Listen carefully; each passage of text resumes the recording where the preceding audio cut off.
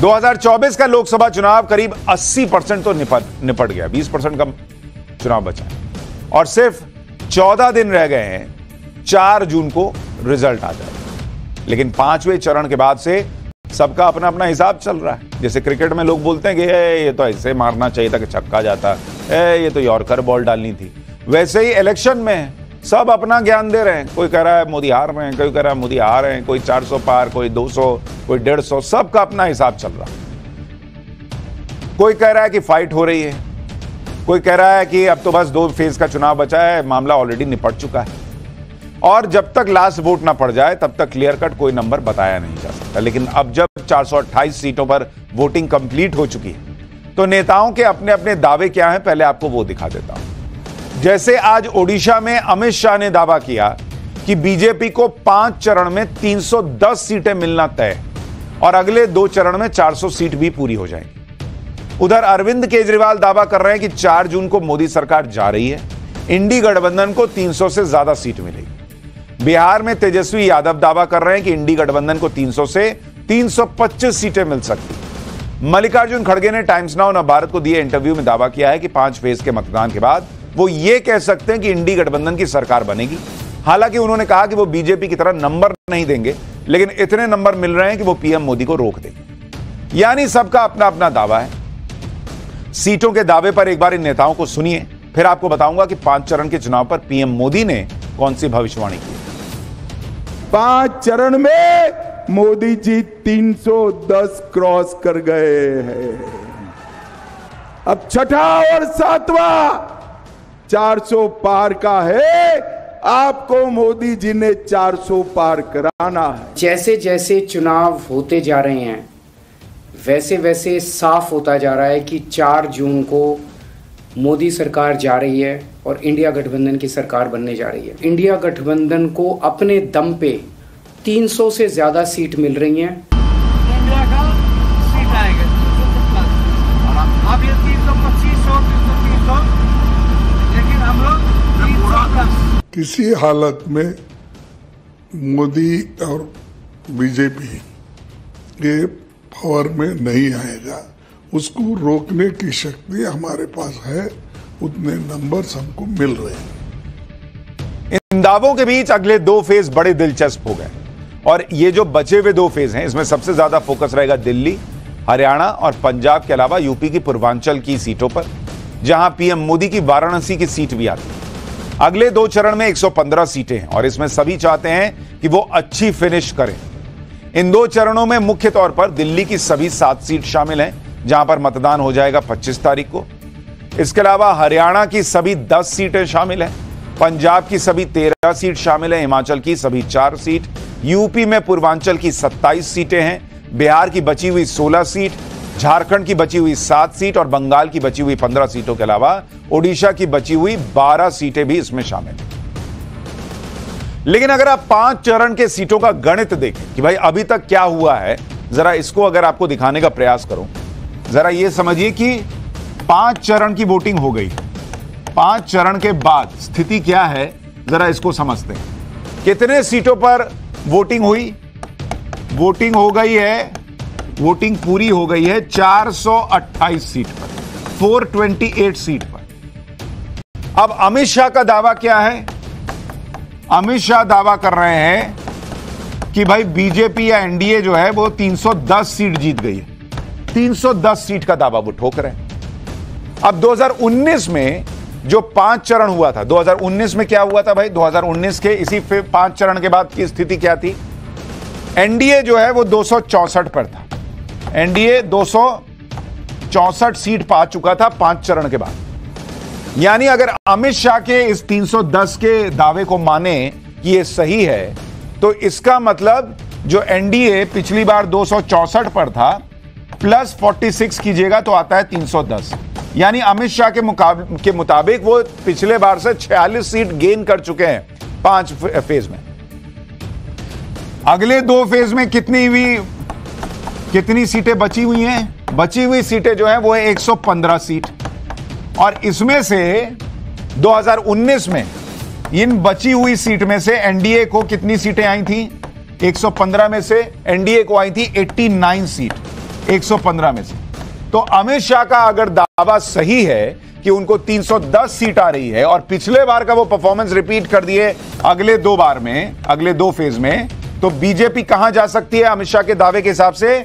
399 seat पर, 399, यानी almost 400। अगले 2 चरण के लिए सब अपने कैंपेन को फिनिशिंग टच देने में जुटे हैं और पिछले 5 चरण के दावे की अगर बात की जाए तो उसको लेकर अपने अपने दावे कर रहे हैं। लेकिन इसके बीच प्रधानमंत्री नरेंद्र मोदी ने सबसे बड़ा दावा कर दिया और बड़ी भविष्यवाणी कर दी है कि इंडी गठबंधन की ऐसी हार होने जा रही है जिसे दुनिया देखेगी। पीएम मोदी की आज बिहार में रैली थी और बिहार में उन्होंने क्या कहा है आप सुनिए एक बार खुद, उनकी भविष्यवाणी सुनिए। फिर सीएम योगी ने यूपी में अखिलेश को लेकर जो बड़ी बात कह दी है वो भी दिखाता हूं। अभी कल ही पहले 5 चरण का चुनाव पूरा हुआ है। पहले चरण में इंडी गठबंधन पस्त हो गया था। इसके बाद के चरणों में इंडी गठबंधन ध्वस्त हुआ और अब कल जो 5वां चरण हुआ, इंडी गठबंधन पूरी तरह परास्त हो चुका है। खुद को जनता का माई बाप समझने वाले इन्हें जनता ऐसी करारी हार देगी कि दुनिया देखती रह जाएगी। यानी 5 फेज की वोटिंग के बाद प्रधानमंत्री नरेंद्र मोदी दावा कर रहे हैं कि इंडी गठबंधन की ऐसी करारी हार हो रही है कि दुनिया देखेगी। पीएम मोदी कल रात में ही बिहार पहुंच गए। चुनाव के बिजी शेड्यूल से टाइम निकालते हुए पीएम मोदी बीजेपी के दिवंगत नेता सुशील कुमार मोदी के घर भी गए। सुशील कुमार मोदी को श्रद्धांजलि दी, परिवार को भरोसा दिया कि मुश्किल वक्त में पूरी पार्टी आपके साथ है। इतना ही नहीं, इसके बाद पीएम मोदी रात में बीजेपी दफ्तर चले गए बिहार में। वहां करीब 2 घंटे तक रुके। वहां तो बीजेपी के एक कार्यकर्ता से मिले। बीजेपी दफ्तर में पीएम मोदी ने एक सियासी क्लास भी लगाई। एक एक करके नेताओं की बात सुनी, फीडबैक लिया, कहां क्या कमी रह रही है या फिर कहां कितना और जोर लगाना है, ये सब रात में हुआ है। पीएम मोदी ने कार्यकर्ताओं का जोश बढ़ाया, पूरी ऊर्जा से काम करने की नसीहत दी। बैठक में मौजूद नेताओं ने बताया कि पीएम मोदी ने उनसे हालचाल पूछा। नेताओं का कहना था कि पीएम मोदी उनसे एक परिवार के सदस्य की तरह मिले और इस मुलाकात का ऐसा असर हुआ कि नेताओं ने कहा कि उनके 5 चरण के चुनाव की थकान ही उतर गई। ये हैं नरेंद्र मोदी, 73 साल की उम्र में road show, rally, Sushil Modi के घर में जाकर श्रद्धांजलि और उसके बाद कार्यकर्ताओं के साथ देर रात तक मीटिंग और फिर अगले दिन चुनाव प्रचार। और पीएम का काम जो कर रहे हैं सो तो कर ही रहे हैं। बिहार के बाद आज पीएम मोदी यूपी पहुंच गए, जहां चुनावी लड़ाई अब पूर्वांचल के इलाके में शिफ्ट हो चुकी है। यूपी में अब पूर्वांचल की 27 सीटों की लड़ाई बची है। समाजवादी पार्टी और कांग्रेस को लग रहा है कि वो यूपी की बाकी बची सीटों पर मोदी योगी की जो सुपरहिट जोड़ी है उसको कुछ फाइट दे सकते हैं। लेकिन आज अखिलेश के बारे में सीएम योगी ने बड़ी बात कह दी। वो सीएम योगी ने कह दिया कि समाजवादी पार्टी की तो जितनी बची हुई सीटें हैं इन सब पर जमानत जब्त होने वाली है। अब सुनिए सीएम योगी क्या कह रहे हैं, फिर बताता हूं कि अखिलेश यादव यूपी चुनाव को लेकर अलग ही क्या दावा कर रहे हैं।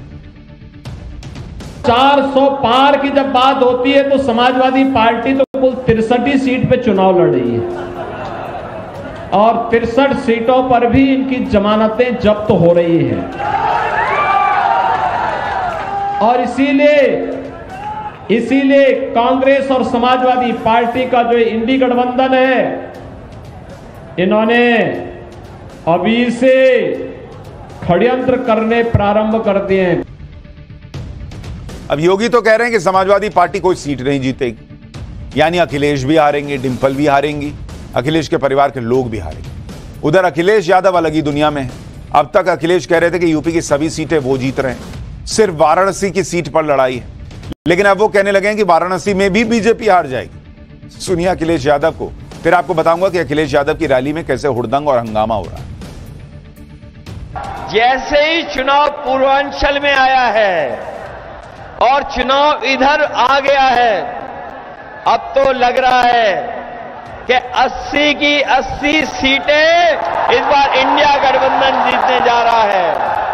और क्यूटो के लिए सुपर ब्रेकिंग न्यूज यही है कि इस बार प्रधान सांसद जी क्यूटो वाली सीट भी हारने जा रहे हैं। देखिए क्या होता है, नेता जो है वो कार्यकर्ताओं में कॉन्फिडेंस जगाने के लिए कुछ भी बोलता है। एक होता है कि जमीन को समझते हुए, हालात देखते हुए आप कुछ दावे करते हैं, वो दावे ठीक होते हैं तो पब्लिक का आपकी बातों में विश्वास बढ़ता है। अखिलेश यादव जो कह रहे हैं कि प्रधानमंत्री नरेंद्र मोदी वाराणसी भी हार रहे हैं, बीजेपी 80 की 80 सीट हार जाएगी, अभी तो विधानसभा में हारे हैं ये, तो थोड़ा ऐसा बोलें, रियलिस्टिक फिगर बोलें तो पब्लिक को यकीन भी होगा। खैर, अखिलेश यादव भले ही इंडी गठबंधन की बड़ी जीत का दावा कर रहे हैं, लेकिन उनकी रैलियों में जो हंगामा हो रहा है उससे तो मैसेज अच्छा नहीं जा रहा। जैसे आज अखिलेश यादव की आजमगढ़ की रैली में हंगामा हो गया, अखिलेश यादव के सामने उनके समर्थक उपद्रव करने लगे, जमकर हंगामा हुआ, कुर्सियां तोड़ दी गई। मंच से रैली के आयोजक लगातार शांति की अपील करते रहे, लेकिन उसका कोई असर नहीं हुआ। मंच के सामने पहुंचने की होड़ में समर्थक आपस में भिड़ गए, हालात इतने बिगड़ गए कि पुलिस को लाठीचार्ज करना पड़ा, तब जाकर हालात काबू में आए। एक बार देखिए अखिलेश की रैली में क्या क्या और कैसे बवाल हुआ। मेरे भाई शांत बना लो, शांत बना लो, नहीं टकराओ नहीं। मेरे भाई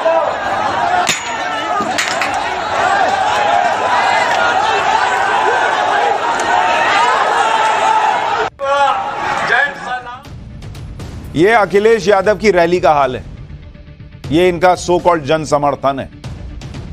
इसी तरह आज भदोही में अखिलेश यादव की रैली में उनके कार्यकर्ता इतने बेकाबू हो गए कि अखिलेश यादव के हेलीकॉप्टर के बेहद नजदीक तक पहुंच गए। खतरे को देखते हुए पुलिस और अखिलेश यादव की सिक्योरिटी ने कार्यकर्ताओं को दूर खदेड़ने की कोशिश की, जिससे हेलीपैड के पास कार्यकर्ताओं और सुरक्षा बलों के बीच धक्का मुक्की होने लगी। खुद अखिलेश यादव हाथ जोड़कर अपने कार्यकर्ताओं को समझाते हुए दिखे। एक तो रैली तो ठीक से हो नहीं रही, हुड़दंग पर हुड़दंग चल रहा है, हंगामा चल रहा है, लेकिन दावे कर रहे हैं कि सभी सीटें जीत रहे हैं। लेकिन ये सब तो माहौल बनाने के लिए। यूपी में अब की जो 27 सीटें बची हुई हैं और इन 27 सीटों में पीएम मोदी की वाराणसी सीट भी है। वाराणसी से पीएम मोदी के लड़ने का इंपैक्ट पिछले 2 चुनाव में ऐसा रहा कि एक तरह से पूर्वांचल में बीजेपी ने अधिकतर सीटें जीती। जैसे अगर आप देखें 2009 में ये जो बची हुई 27 सीटें हैं, एनडीए के खाते में सिर्फ 4 आई थी, इंडी गठबंधन को 13 मिली थी, बीएसपी को 10।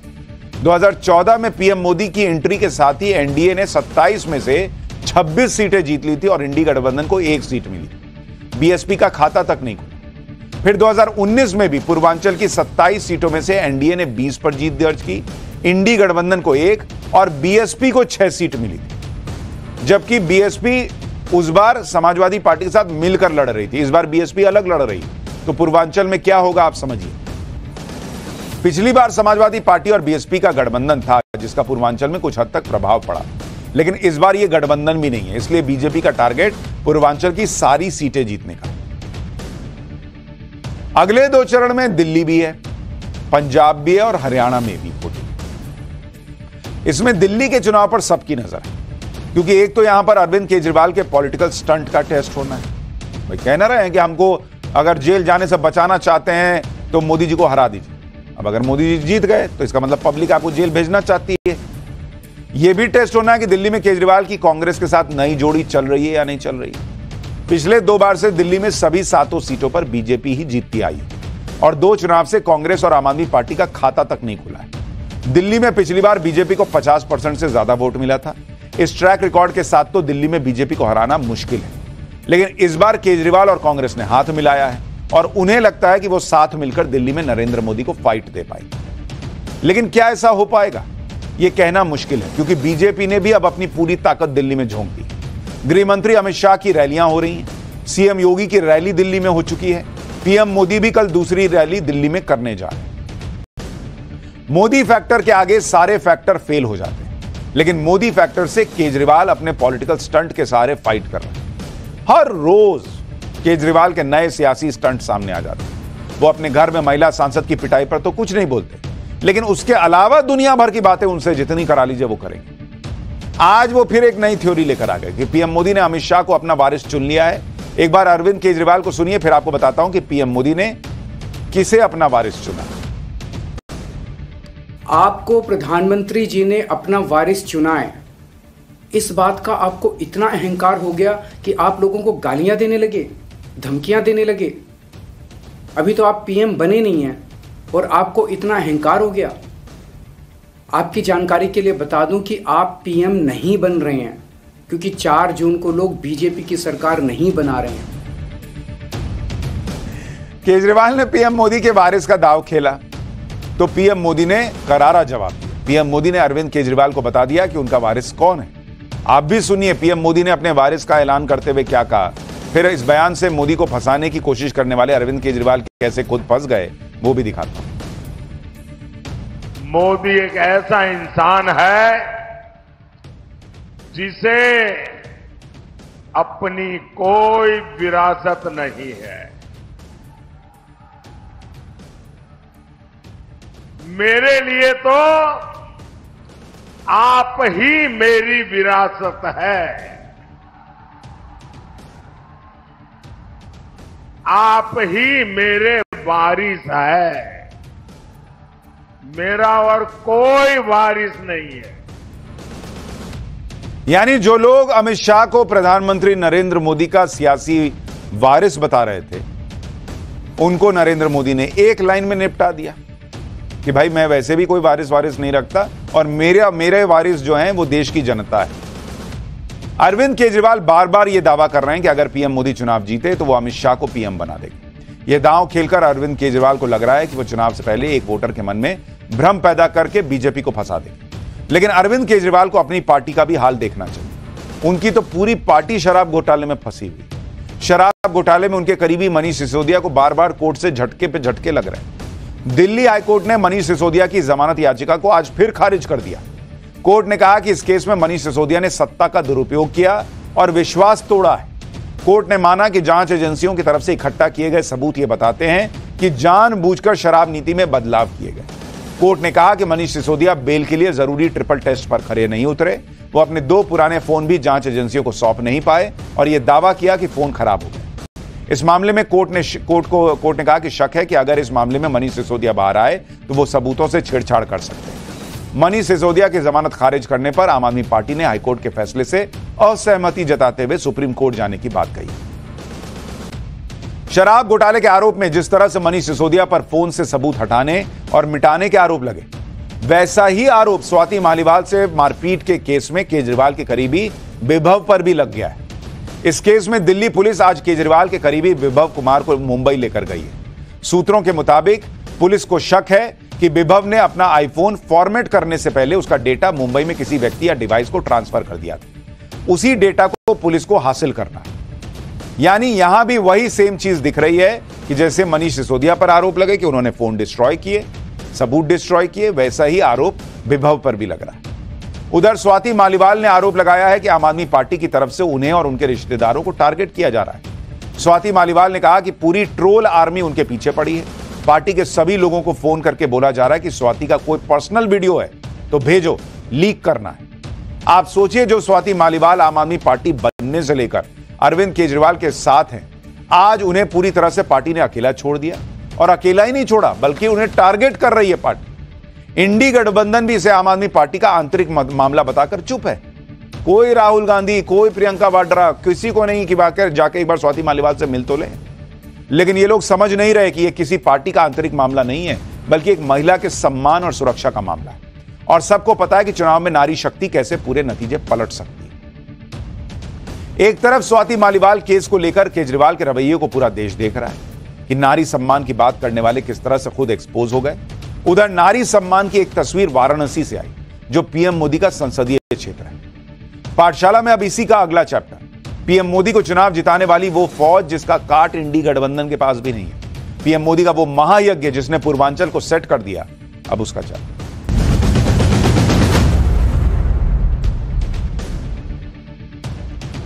वैसे तो अब चुनाव के सिर्फ 2 ही चरण बचे हैं, लेकिन इन 2 चरणों में भी इंडी गठबंधन के साथ बड़ा खेला पीएम ने किया है। पीएम मोदी को 400 सीटों तक पहुंचाने वाली वो फौज आ गई जिस फौज की काट इंडी गठबंधन के पास नहीं। यह फौज है महिला वोटर्स की। महिला वोटर्स के साथ पीएम मोदी का अलग ही एक इमोशनल कनेक्ट रहा है। आज यही कनेक्ट वाराणसी में पीएम मोदी के एक कार्यक्रम में दिखा, जो कार्यक्रम खास तौर पर नारी शक्ति से संवाद के लिए। पीएम मोदी और इस चुनाव के महिला वोट फैक्टर के कनेक्शन के बारे में आपको विस्तार से बताऊं, लेकिन पहले देखिए कि किस तरह से वाराणसी में आज इस कार्यक्रम में पीएम मोदी की एंट्री हुई और वहां हजारों महिलाएं इकट्ठा थीं। देखिए वहां माहौल कैसा था।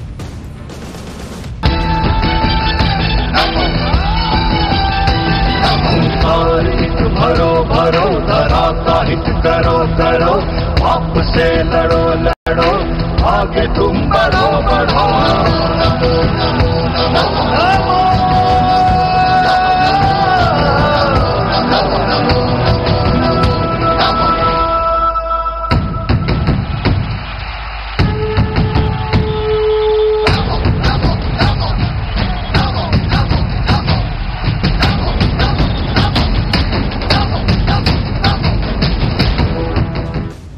वाराणसी में यह नारी शक्ति संवाद कार्यक्रम खास तौर पर महिलाओं के लिए आयोजित किया गया। आप देखिए हजारों महिलाओं के बीच पीएम मोदी पहुंचे और पीएम मोदी ने वाराणसी से अपने नामांकन से पहले रोड शो किया था, जिसमें बड़ी संख्या में महिलाएं शामिल हुई थी। उसके बाद रुद्राक्ष कन्वेंशन सेंटर में आयोजित कार्यक्रम में भी महिलाओं की बड़ी संख्या दिखी थी, लेकिन रुद्राक्ष सेंटर की कैपेसिटी उतनी नहीं थी कि सारी महिलाएं एडजस्ट हो पाती वहां पर। उसी के बाद पीएम मोदी ने तय किया था कि सिर्फ महिलाओं के लिए अलग से एक कार्यक्रम किया जाए, जो आज नारी शक्ति संवाद के रूप में हुआ। नारी शक्ति संवाद कार्यक्रम की सारी जिम्मेदारी महिलाओं ने ही संभाली। वाराणसी के 1909 बूथ से, यानी 1909 बूथ से लगभग 25,000 महिलाएं शामिल हुई। इसमें मंच संचालन, सुरक्षा और दूसरी व्यवस्थाएं महिलाओं ने ही संभाली। मंच पर पीएम मोदी का स्वागत भी महिला नेताओं ने ही किया, यानी पूरा महिलाओं का कार्यक्रम। और इस कार्यक्रम में पीएम मोदी के साथ सीएम योगी भी पहुंचे। योगी आदित्यनाथ ने कहा कि पीएम मोदी ने सत्ता संभालने के बाद हर योजना में देश की मातृशक्ति को उचित स्थान दिया और आज चुनाव में मातृशक्ति के दम पर ही 400 पार का लक्ष्य पूरा हो। सुनिए सीएम योगी को, फिर बताऊंगा कि पीएम मोदी ने आधी आबादी से क्या कहा। हर एक तबके में नारी शक्ति के वंदन के कार्यक्रम को प्रधानमंत्री मोदी जी ने प्रभावी रूप से, प्राथमिक रूप से आगे बढ़ाने का कार्य किया है। और यही कारण है आज जब 2024 का ये लोकसभा का चुनाव चल रहा है, उत्तर, दक्षिण, पूरब, पश्चिम, चारों ओर हम जाते हैं तो आधी आबादी का आशीर्वाद मोदी जी के साथ पूरी प्रभावी ढंग से आता हुआ दिखाई देता है। चारों ओर एक ही आवाज गूंजती है और वह आवाज है कि फिर एक बार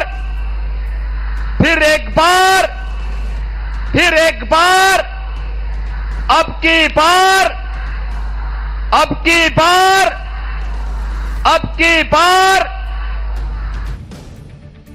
पीएम मोदी ने नारी शक्ति संवाद कार्यक्रम में आई महिलाओं को सुरक्षा की गारंटी, सम्मान की गारंटी। पीएम ने कहा कि जब महिलाओं के बिना घर नहीं चल सकता तो देश कैसे चल जाएगा। पीएम मोदी ने यह भी कहा कि बनारस के लोग समझदार हैं और जानते हैं कि कांग्रेस और सपा के राज में क्या होता था। एक बार पीएम को सुनिए, काशी में कैसे नमो की गूंज सुनाई दी है, देखिए। आप बताइए, जब घर आपके बिना नहीं चलता तो देश आपके बिना कैसे चल जाता। ये बात 60 वर्षों तक सरकारों को समझ ही नहीं आई। बनारस के लोग तो यूपी, बिहार दोनों में रहे, जंगल राज से परिचित है। बहन बेटियों का घर से निकलना मुश्किल था। बेटियों को सुरक्षा के डर से पढ़ाई छोड़कर घर पर बैठना पड़ता था। और सपा वाले कहते थे और बेशर्मी से कहते थे, लड़के हैं, लड़कों से तो गलती हो जाती है। आज सपा के लड़के जरा गलती करके दिखाएं, योगी जी की सरकार उनका वो हाल करेगी जो उन्होंने सोचा भी नहीं होगा।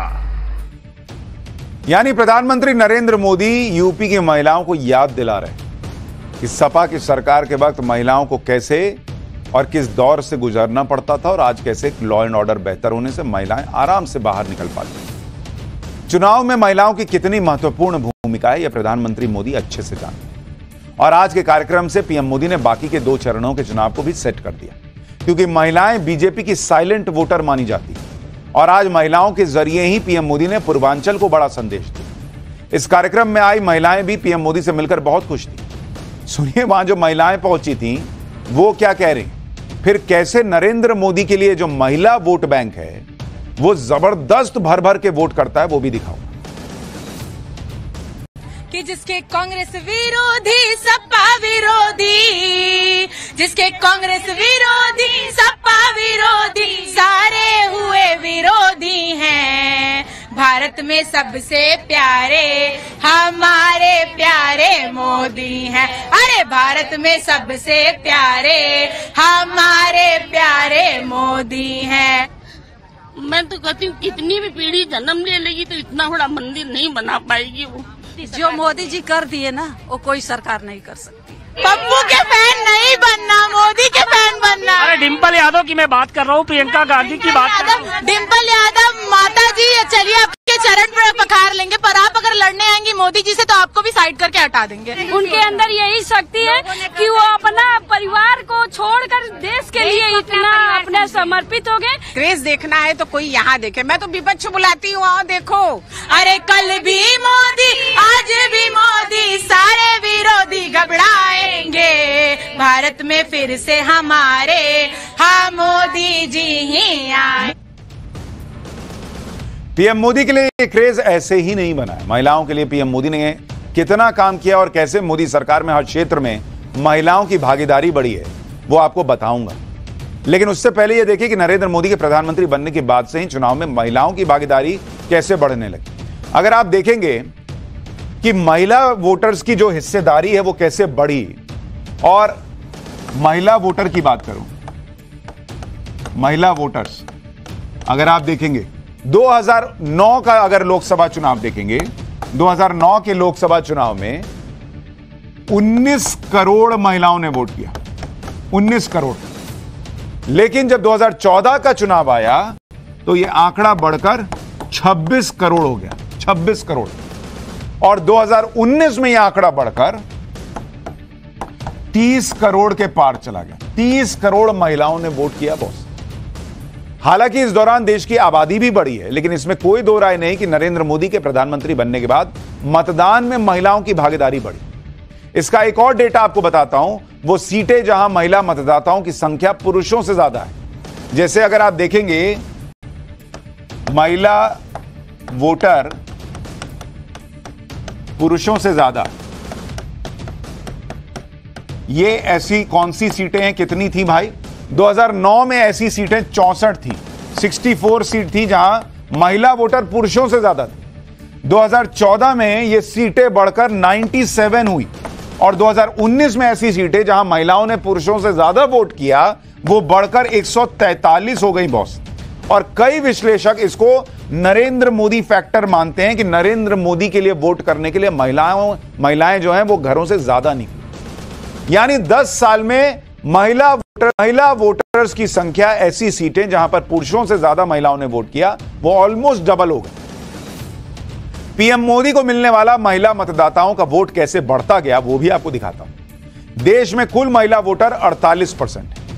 2009 का चुनाव बीजेपी को करीब 21% महिलाओं ने वोट किया, 29% महिलाओं ने कांग्रेस को वोट किया। जब नरेंद्र मोदी का चेहरा आया 2014 में तो बीजेपी के लिए महिला वोटर्स ने वोट किया 28% और कांग्रेस के लिए 19%। यानी 5 साल में 7% महिला वोटर्स बीजेपी के लिए बढ़ गए। 2019 का चुनाव आया तो बीजेपी के लिए वोट करने वाली महिलाओं की संख्या 36% हो गई और कांग्रेस 20% पे ही रही। यानी 10 साल में बीजेपी का महिला वोट बैंक 15% बढ़ चुका है और इसी 10 साल में कांग्रेस का महिला वोट 9% घट गया। अभी जो लोकसभा चुनाव चल रहा है उसमें महिला मतदाताओं की भूमिका के बारे में भी आपको बताता हूं। एसबीआई की रिसर्च के मुताबिक 2019 की तुलना में इस बार लोकसभा चुनाव के पहले 4 चरणों में करीब 94 लाख ज्यादा महिलाओं ने वोट किया है। और इसको भी कई लोग जोड़ के देख रहे हैं कि महिलाएं घरों से ज्यादा निकली हैं, इसका मतलब वो मोदी को ही वोट करके आई हैं। की हैं या नहीं है तो 4 जून को पता चलेगा। 2019 की तुलना में इस बार पहले 4 चरणों में करीब 84 लाख ज्यादा पुरुषों ने वोट किया। महिला वोटर्स की संख्या बढ़ने के पीछे उज्ज्वला योजना, मातृ वंदन योजना और पीएम आवास योजना को बड़ी वजह माना जा रहा है। महिला मतदाताओं का रुझान पीएम मोदी की तरफ है तो उसकी वजह भी है। पीएम मोदी की योजनाओं का महिलाओं को किस तरह से लाभ मिला आपको देखना चाहिए। पीएम आवास योजना के तहत अब तक 3 करोड़ घर बने हैं, इसमें से 70% घर महिलाओं के नाम पर है। उज्ज्वला योजना के तहत 10 करोड़ 27 लाख महिलाओं को गैस सिलेंडर मिला है। उज्ज्वला योजना के तहत 300 रुपए की सब्सिडी भी जारी रहेगी। जनधन योजना के तहत खुले बैंक खातों में 56% अकाउंट महिलाओं के हैं। यानी महिलाओं को यह दिखता है कि एक ऐसा व्यक्ति आया जो उनको शौचालय भी बना के दे रहा है, ताकि वो जिसे नरेंद्र मोदी इज्जत घर कहते हैं, महिलाओं की इज्जत की बात हो रही है।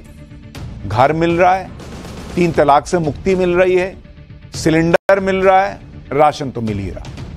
महिलाओं की प्रगति के लिए पीएम मोदी किस तरह से लगातार काम कर रहे हैं वो लखपति दीदी योजना में भी दिखाई देता है। इस योजना के जरिए महिलाओं को फाइनेंशियल और स्किल डेवलपमेंट की ट्रेनिंग दी जाती है। योजना का लाभ लेने के लिए महिलाओं का सेल्फ हेल्प ग्रुप से जुड़ा होना जरूरी है। देश में करीब 83 लाख सेल्फ हेल्प ग्रुप काम कर रहे हैं। महिलाओं को योजना के तहत कई तरह के स्किल सिखाए जाते हैं। एलईडी बल्ब बनाने से लेकर ड्रोन तक की ट्रेनिंग महिलाओं को दी जाती है। वर्कशॉप के जरिए business plan, marketing, budget, saving और इन्वेस्टमेंट के बारे में बताया जाता है। Digital banking service, mobile wallet और फोन बैंकिंग की जानकारी दी जाती है। उसके बाद महिलाओं को अपना बिजनेस शुरू करने के लिए 1 से 5 लाख रुपए की आर्थिक मदद दी जाती है। यानी महिलाओं को सशक्त बनाने के लिए प्रधानमंत्री मोदी के आने के बाद से 10 साल में जबरदस्त काम हुआ है। और इसीलिए महिलाएं निकलती हैं और नरेंद्र मोदी को वोट देकर चली आती हैं चुपचाप। एक तरफ तो महिलाओं के लिए, गरीबों के लिए, आम आदमी के लिए पीएम मोदी के 10 साल के कामों का यह रिकॉर्ड है। दूसरी तरफ विपक्ष ये माहौल बनाता रहता है कि पीएम मोदी तो धर्म के नाम पर वोट मांग रहे हैं, विकास की तो बात ही नहीं कर रहे, गरीब पिछड़ों की बात नहीं कर रहे, नरेंद्र मोदी सिर्फ हिंदू मुसलमान के मुद्दे पर वोट मांग रहे हैं, यही आरोप लगाते हैं। लेकिन इसकी सच्चाई भी क्या है वो आपको दिखाता हूं। 17 मार्च से 15 मई के बीच पीएम मोदी ने जितने भाषण दिए उनकी एक रिसर्च हुई। इसमें पता चला कि पीएम मोदी के 111 भाषण हुए, जिसमें उन्होंने मोटे तौर पर 21 मुद्दे उठाए। भाषण में 21 मुद्दों का जिक्र 655 बार किया गया।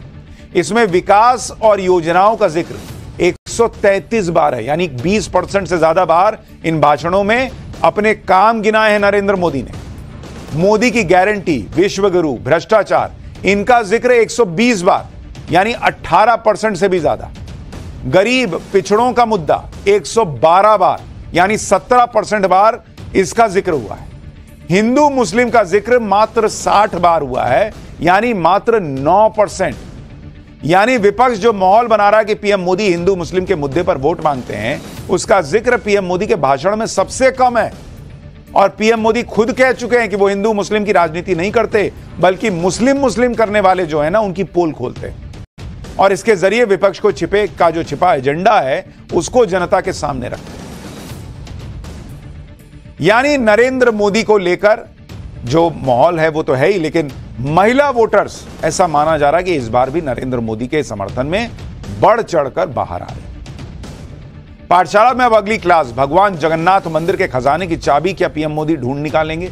मंदिर के खजाने में क्या क्या है और मंदिर के खजाने में हेराफेरी करने के जो आरोप लगे, ऐसे लोगों को पीएम मोदी ने क्या कह दिया है, अब इसका चक्कर।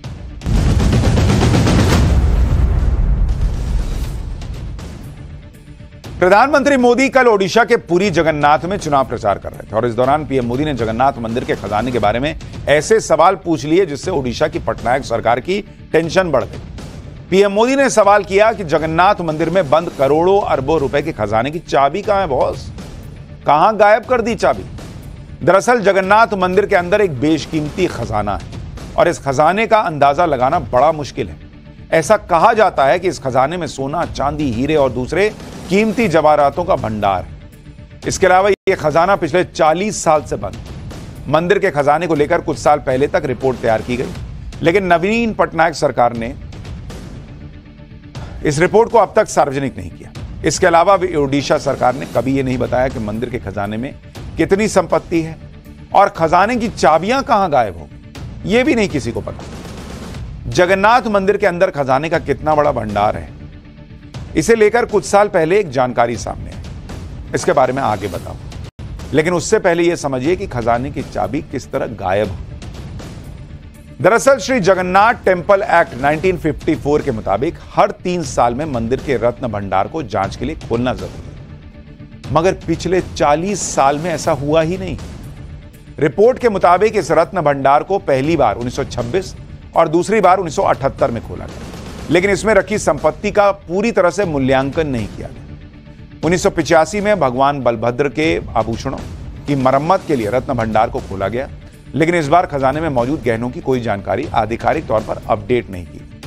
इसके बाद से भगवान जगन्नाथ का यह खजाना बंद ही रहा, लेकिन कोर्ट के आदेश पर अप्रैल 2018 में मंदिर के रत्न भंडार की फिजिकल जांच के लिए 16 सदस्यीय कमेटी बनाई।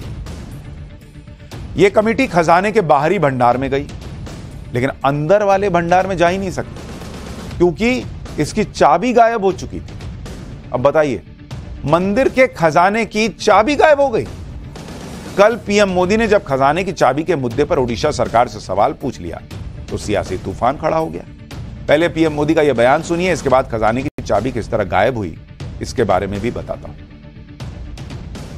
जगन्नाथ जी के श्री रत्न भंडार को लेकर जो कुछ हो रहा है उससे पूरा उड़ीसा बहुत गुस्से में है। अब लोग कहते हैं कि श्री रत्न भंडार की चाबी तमिलनाडु चली गई है, कहते हैं। अभी किसने भेजी है भाई तमिलनाडु? ये तमिलनाडु कौन ले गया है? कौन ले गया है? ऐसे लोगों को माफ करोगे क्या? जिस तरह श्री रत्न भंडार की चाबी खो गई और फिर जांच रिपोर्ट को दबा दिया गया, और इस मामले पर बहुत बड़े गंभीर सवाल उठते हैं। जगन्नाथ मंदिर के खजाने की चाबी कहां गई, इसका पता लगाने के लिए सीएम नवीन पटनायक ने 6 साल पहले जांच के आदेश दिए। इसके लिए 2018 में रिटायर्ड जस्टिस रघुवीर दास की अध्यक्षता में न्यायिक आयोग का गठन हुआ। करीब 2 हफ्तों की जांच के बाद इस आयोग ने बंद लिफाफे में अपनी रिपोर्ट सौंपी। लिफाफे पर लिखा था भीतरी रत्न भंडार की डुप्लीकेट चाबियां। 29 नवंबर 2018 को इस लिफाफे के साथ ही जांच कमेटी ने अपनी 324 पन्नों की रिपोर्ट भी ओडिशा सरकार को सौंपी। लेकिन इस रिपोर्ट में क्या था, इसके बारे में नवीन पटनायक सरकार ने कुछ भी सार्वजनिक नहीं किया।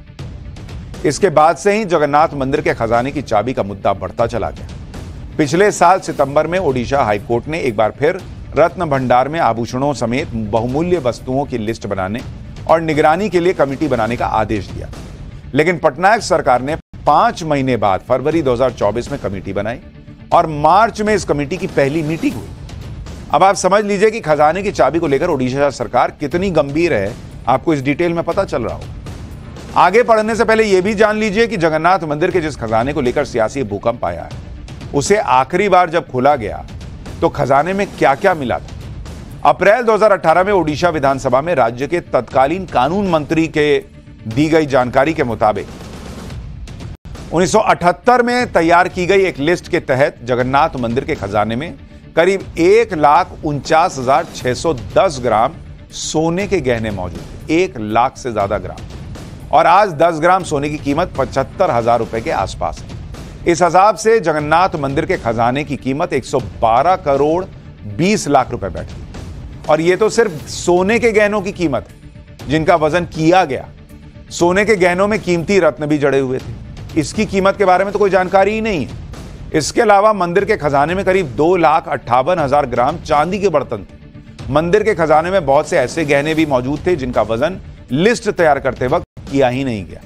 एक रिपोर्ट के मुताबिक जगन्नाथ मंदिर की बैंक में जमा रकम करीब 600 करोड़ रुपए होने का अनुमान है। लेकिन मंदिर के खजाने में सोने और चांदी की असली मात्रा और उनकी कीमत के बारे में सटीक जानकारी ही मौजूद नहीं है। भाई जब खुला ही नहीं तो कैसे पता चलेगा? जगन्नाथ मंदिर के खजाने वाले कमरे को खोलने की एक पूरी प्रोसेस है। इसमें ओडिशा सरकार का सबसे बड़ा रोल है। दरअसल नियमों के मुताबिक जगन्नाथपुरी मंदिर के खजाने की चाबी पुरी के कलेक्टर के पास होती है। जगन्नाथ मंदिर के तहखाने में मौजूद खजाने को खोलने के लिए ओडिशा सरकार से अनुमति लेनी पड़ती है। साल 2018 में एएसआई की रिपोर्ट के आधार पर ओडिशा हाईकोर्ट ने खजाने को खोलने का निर्देश दिया, जिसके बाद ओडिशा सरकार ने 4 अप्रैल 2018 को मंदिर का खजाना खोलने का आदेश जारी किया। हालांकि उस वक्त खजाने को खोलने की प्रक्रिया पूरी नहीं हो पाई, क्योंकि जब एएसआई की जांच टीम पहुंची तो उसे बताया गया कि खजाने की चाबियां ही गायब हो गई हैं। इसके बाद जांच टीम बाहर से ही तहखाने की जांच करके वापस लौट गई। यानी खजाने के अंदर कितना बड़ा भंडार है खजाने का, इसके बारे में किसी ने बताया ही। आप देखिए कि पिछले 40 साल से जगन्नाथ मंदिर के खजाने को एक रहस्य बनाकर रखा गया है, जबकि लंबे समय से ओडिशा में नवीन पटनायक और उनके पिता बीजू पटनायक मुख्यमंत्री के पद पर रहे। नवीन पटनायक 24 साल से लगातार मुख्यमंत्री हैं और उनके पिता बीजू पटनायक 7 साल, यानी अगर इन दोनों को मिला दीजिए पिता पुत्र की जोड़ी को, तो पिछले 31 साल से तो इन्हीं की सरकार चल रही। यही वजह है कि पटनायक सरकार पर मंदिर के खजाने से जुड़ी जानकारी छुपाने के गंभीर आरोप लगते रहे। ओडिशा में लोकसभा चुनावों के साथ ही विधानसभा के चुनाव भी होने वाले हैं। इसलिए पीएम मोदी ने ओडिशा की जनता से वादा किया है कि अगर ओडिशा में सत्ता बदलती है तो खजाने का राज सबके सामने आएगा। इसके अलावा पीएम मोदी ने खजानों के साथ हेराफेरी करने वालों को तगड़ी चेतावनी भी दी है। सुनिए। मैं उड़ीसा के मेरे भाई बहनों को कहना चाहता हूं, साथियों, ये मोदी है। मैं सोमनाथ की धरती से आया हूं, जगन्नाथ की धरती की पूजा कर रहा हूं और मेरे लिए जितने भगवान सोमनाथ दादा के आशीर्वाद है, इतने ही महाप्रभु जगन्नाथ जी के आशीर्वाद है। मुझ पर सोमनाथ दादा का भी कर्ज है, मुझ पर महाप्रभु जगन्नाथ जी का भी कर्ज है। और इसलिए मैं उड़ीसा के एक एक नागरिक को गारंटी देता हूं, आप आश्वस्त रहिए, यहां भाजपा सरकार बनते ही ये चाबी का राज खोला जाएगा।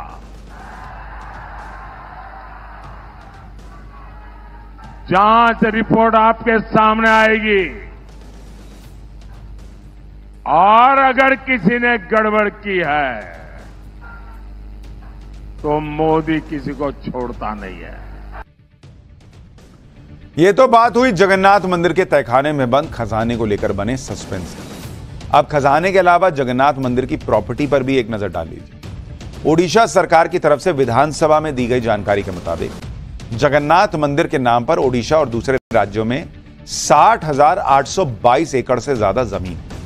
अकेले ओडिशा के 30 जिलों में से 24 जिलों में जगन्नाथ मंदिर के नाम पर करीब 60,427 एकड़ जमीन। यानी आंकड़ों के लिहाज से देखें तो जगन्नाथ मंदिर के पास ओडिशा के पुरी शहर से भी 15 गुना ज्यादा जमीन, क्योंकि पुरी शहर करीब 4,000 एकड़ में बसा हुआ है। इसके अलावा जगन्नाथपुरी मंदिर के नाम पर 6 राज्यों पश्चिम बंगाल, महाराष्ट्र, मध्य प्रदेश, आंध्र प्रदेश, बिहार और छत्तीसगढ़ में भी करीब 400 एकड़ जमीन। ऐसे में अगर खजाने और जमीन को मिला लें तो संपत्ति के मामले में पुरी का जगन्नाथ मंदिर भी देश के सबसे अमीर मंदिरों में से एक है। यही वजह है कि पीएम मोदी जगन्नाथ मंदिर के खजाने से जुड़े हर राज को जनता के सामने लाना चाहते हैं।